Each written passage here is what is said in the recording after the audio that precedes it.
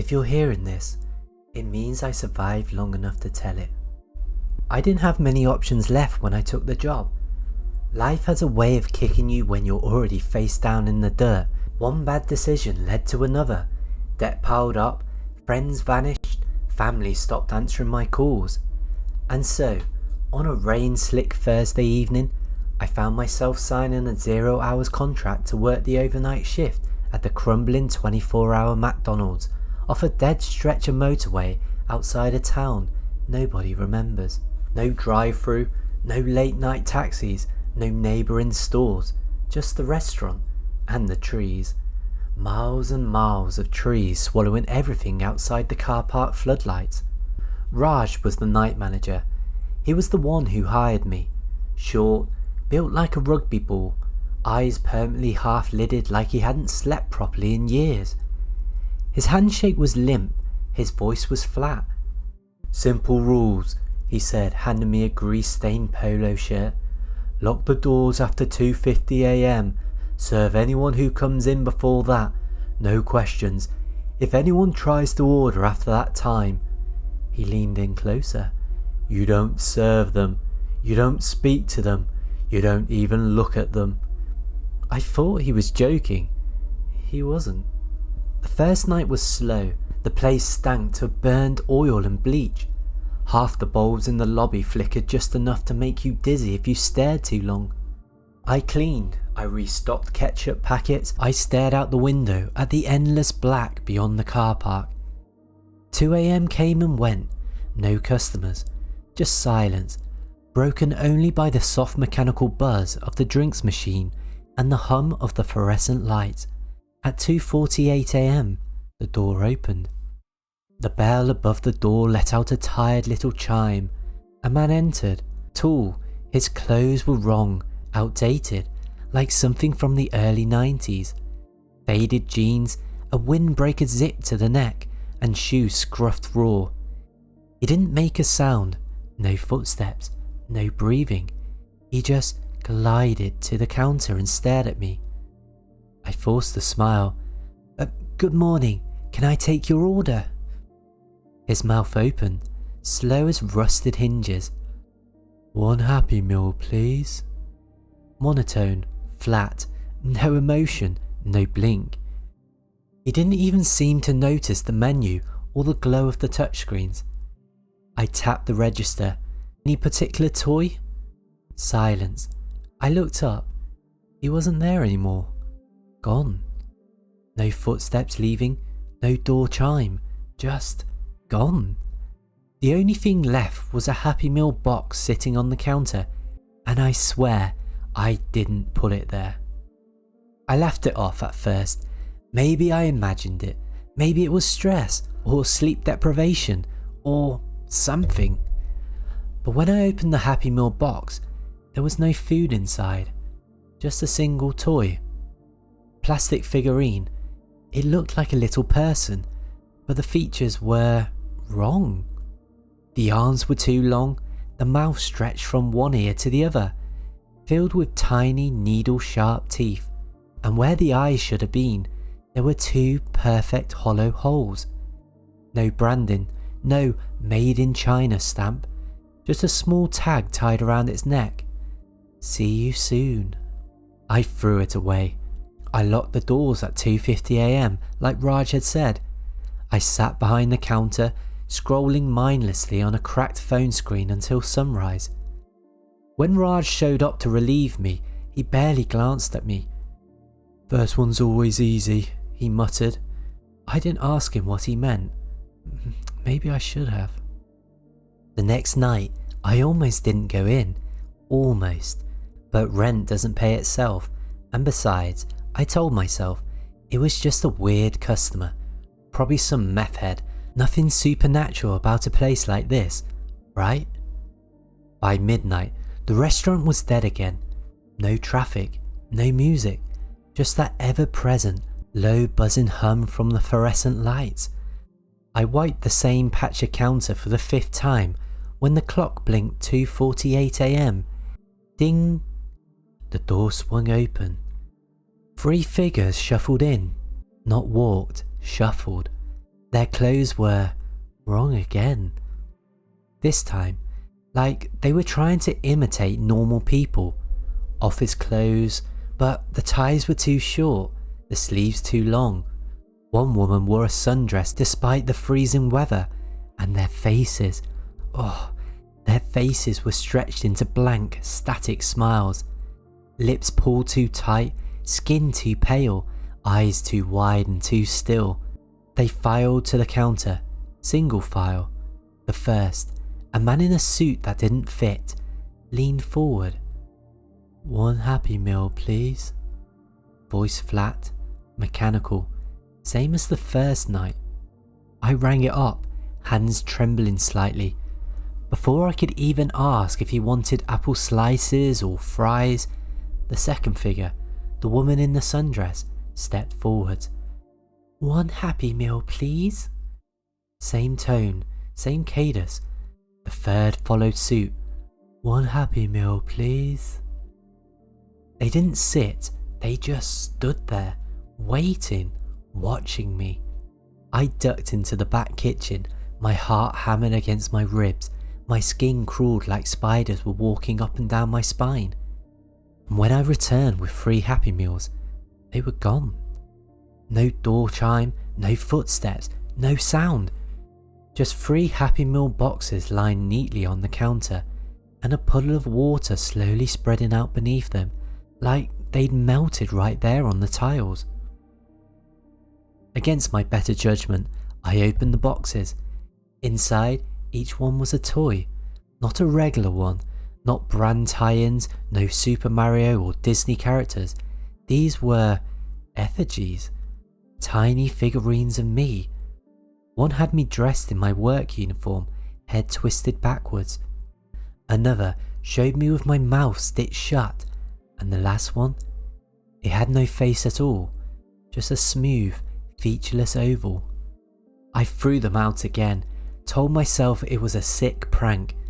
Maybe Raj had set me up as some twisted initiation. Maybe there were cameras hidden somewhere, and tomorrow I'd find myself trending on YouTube under "New Guy Has Mental Breakdown at McDonald's." But deep down, I knew better. The restaurant, it felt different now. Colder, staler, like someone had shifted in the walls. And the shadows, they were starting to move on their own. I needed proof, evidence that I wasn't crazy. So when Raj clocked in the next morning, I asked casually if we had access to the security footage. He just smiled that tired, empty smile of his. "If you want to see it, go ahead, but remember, you can't unsee it." He handed me a key card. Later that afternoon, still sleepless, I unlocked the back office and pulled up the tapes from the night before. Everything looked normal at first. Empty restaurant, flickering lights. Then 2:48 AM hit. The footage jumped. One frame, empty lobby. The next, full. The 3 figures were just there. No entry, no door chime. And the worst part, in the footage, they weren't standing still. They were twitching, jerking, their bodies bending at wrong angles, limbs snapping sideways like insects trying to crawl out of human skin. And at one point, just for a second, one of them turned to look directly at the camera, not at the counter, not at the floor, at me. And it smiled, a real smile this time, wide, hungry, knowing. When the footage ended, the screen stayed black for a moment longer than it should have, and in the blackness, I saw my own reflection, but it wasn't moving the way I was. It was smiling too. Raj found me sitting outside on the bins, shivering despite the heat. He lit a cigarette, took a long drag, and said without looking at me, "You'll get used to it." I stared at him. "You knew," I said. My voice sounded hollow. "You knew when you hired me." He shrugged. "It's not about knowing, it's about surviving. You keep your head down, serve when you're told, lock the doors, and most important..." He dropped the cigarette, ground it under his heel. "You never ever follow them. I tried to quit. I wrote my resignation that afternoon. I typed it out in my flat with shaky hands. I even pressed send on the email. Raj never replied. Instead, when I came into work that night, the rota was updated and my name was printed under the next month's shifts. Every night, the same hours, midnight to 6, as if I never tried to leave. The restaurant was colder that night, colder than it had any right to be. Considering the summer heat outside, the fryer hissed, the lights buzzed, and somewhere in the back of my mind, a little voice started whispering, "You shouldn't be here." I ignored it. At 2:48 AM, the bell above the door chimed. This time, there were dozens of them. The lobby filled up in seconds, all of them with the same dead, glassy-eyed stare. Same wrong clothes, same pale, stretched skin, and each of them, every single one, ordered the exact same thing. "One Happy Meal, please." Their voices layered on top of each other, a sick chorus that filled the room. I fumbled at the register, hands trembling. I couldn't make the screen work. I couldn't breathe properly. Then one of them stepped closer, closer than any customer should, right up to the counter until his face was inches from mine, and I realised it was me. My face, but wrong. Bloated, grey, the eyes black pits leaking something dark and oily. And when it spoke, it didn't sound like a voice anymore. It sounded like a recording, glitching, repeating, "Happy Meal please, Happy Meal please, Happy Meal please." I stumbled away from the counter, back towards the kitchen, and that's when I heard it. Knocking. Not at the front, at the back kitchen door. Except there was no back door. There had never been. Just a wall with a storage shelf and an ancient flickering light bulb. But now, there was a door. Black, metal, slick with condensation. Something pounded against it in slow, rhythmic thud, like fists or heads. Each knock seemed to echo inside my skull, vibrating my teeth, rattling my lungs. And the voice on the other side, it wasn't human. It was me again. Or the thing pretending to be me. "Let us in. Another pound. We're hungry. Another pound. We brought you a toy." I turned to run, but slipped on something at my feet. A Happy Meal box. Another one. And inside, not food, not a plastic figure. Inside was a severed human hand. Small, pale, fingers curled around the blood-stained name tag. My name tag.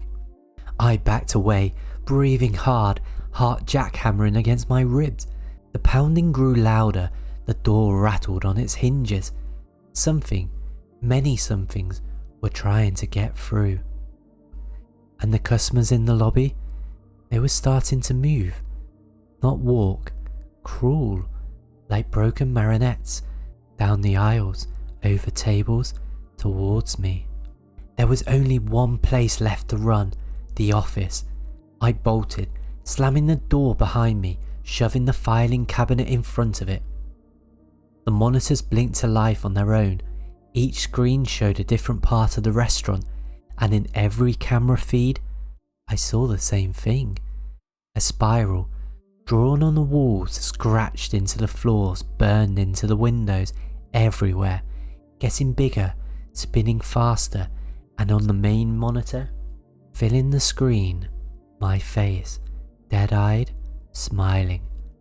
Then the lights blew out and the pounding stopped. I sat there in the dark, clutching my knees, waiting for something, anything to happen. I don't remember passing out, but when I woke up, the sun was rising and the restaurant was spotless, empty, no blood, no toys, no customers, nothing, as if it had all been a dream, except one thing. Carved into the inside of the office door, deep enough to splinter the wood, was a single word: soon. I didn't go back the next night. I told myself I was done. That whatever this was, hallucination, breakdown, haunting, it didn't matter. I'd sleep, maybe get help, maybe disappear.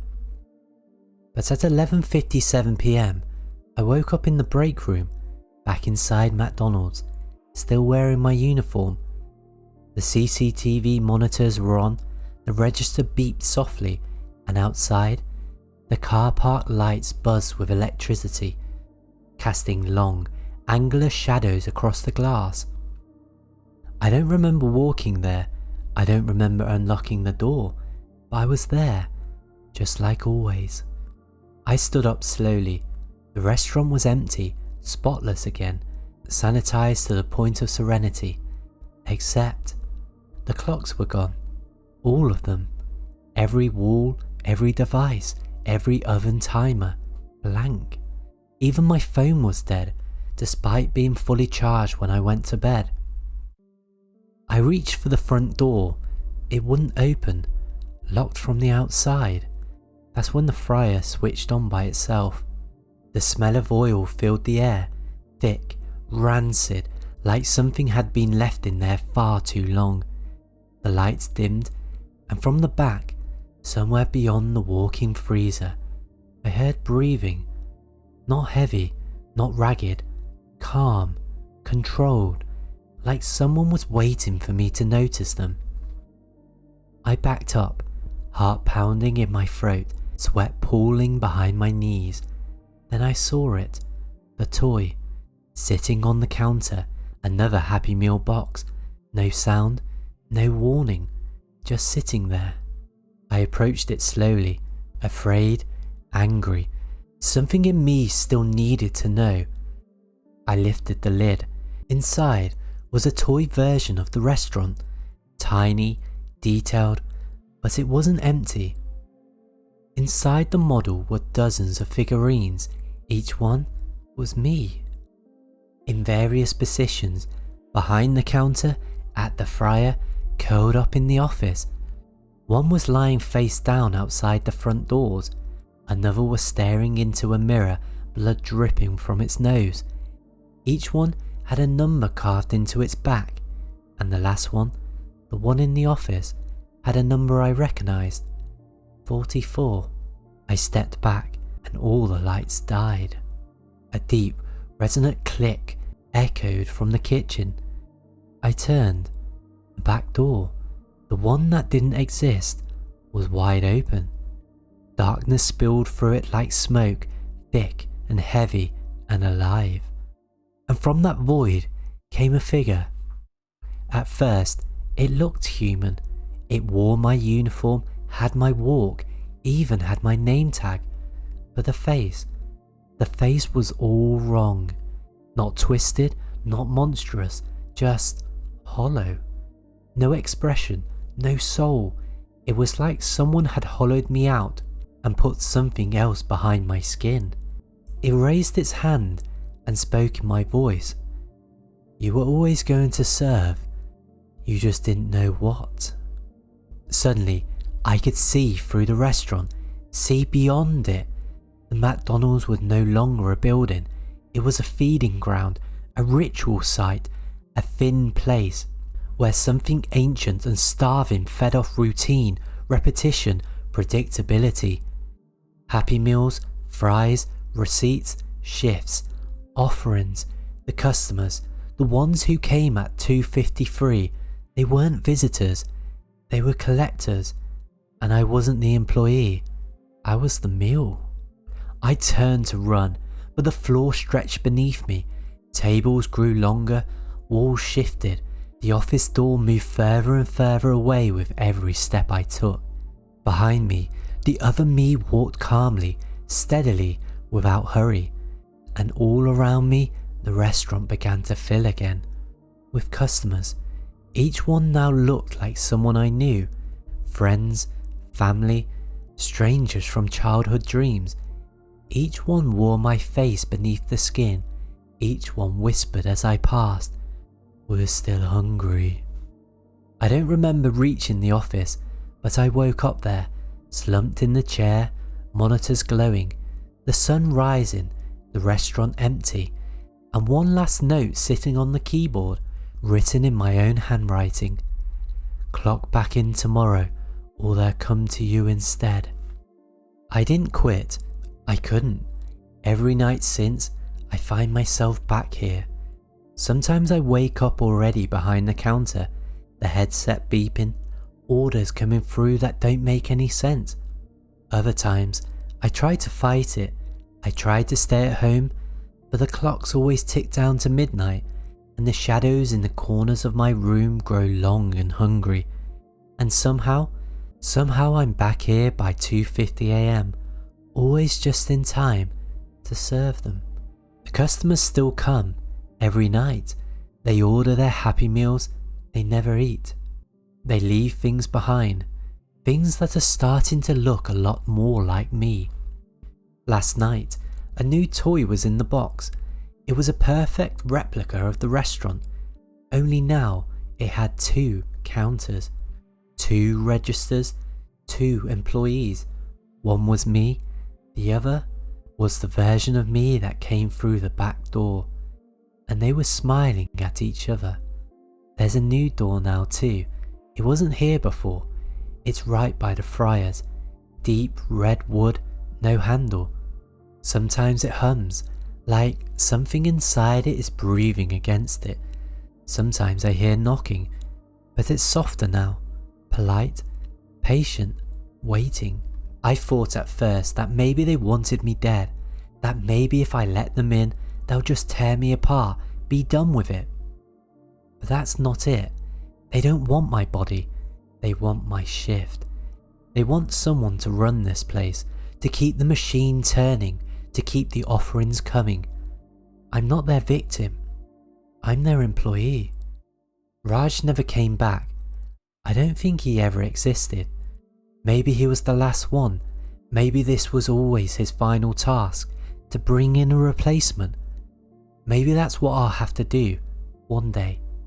Find someone else down on their luck. Someone who needs money bad enough to take the graveyard shift. Someone desperate enough to sign the contract without reading it too closely. Until then, I serve.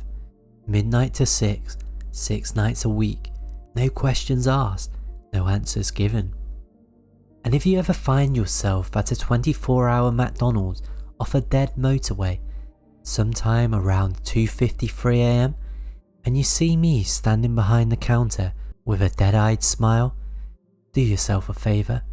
Don't order anything, don't make eye contact, and whatever you do, don't follow me when I walk into the kitchen.